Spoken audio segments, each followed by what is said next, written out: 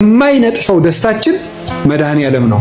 የልቡናችን ደስታ፣ የነፍሳችን ረሃብ፣ ጥጋባችን፣ የልቡናችን ዘውድ፣ የሰውነታችን ትምክት እርሱ ክርስቶስ ነው።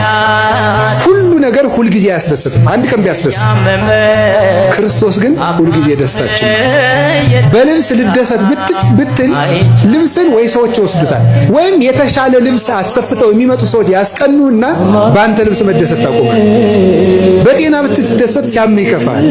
በመልክ ብትደሰት ስታረጅ ይከፋል። በሚስታችሁ ብትደሰቱ ስትሞት ይከፋችኋል። በባል ብትደሰቱ ሲሞት ይከፋል።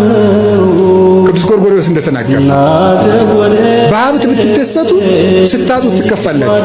በሹመት ብትደሰቱ ስትሻሩ ይከፋችኋል። በክርስቶስ ብትደሰቱ ግን ማንም አይወስድባችሁ። እሱን ማን ይነጥቀናል?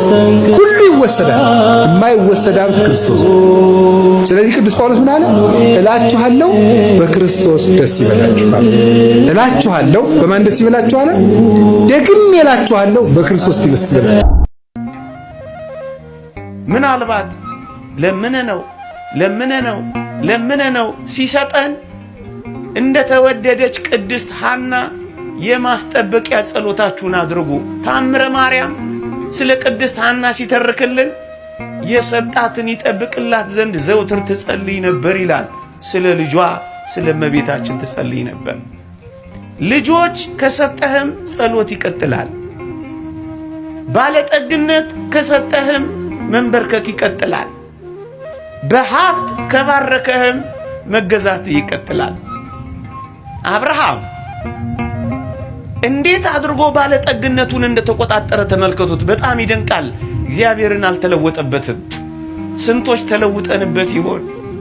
አዎ እጆቻችንን ዘርግተን እግዚአብሔር የሰጠን ቀን ደስታችንን ከሌሎች ጋር ያከበርን፣ እግዚአብሔርን ግን የረሳን ስንቶች ነን? ለመመረቅ ናፍቀን እግዚአብሔር ውጤትን ሲያሳካልን በጭፈራና በዳንሶች በፓርቲዎች ያከበርን ስንቶች ነን?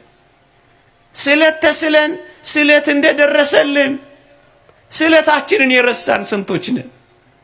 የእግዚአብሔር ቃል እንዲህ ይላል፣ ምእመናን በጠገብክ ጊዜ ያልከተምካቸውን ከተሞች፣ ያልማሳቸውን ጉድጓዶች፣ ያልተከልካቸውን ወይኖች ባገኘህ ጊዜ፣ በበላህና በጠገብክ ጊዜ አምላክን እግዚአብሔርን እንዳትረሳ ተጠንቀቅ ይላል።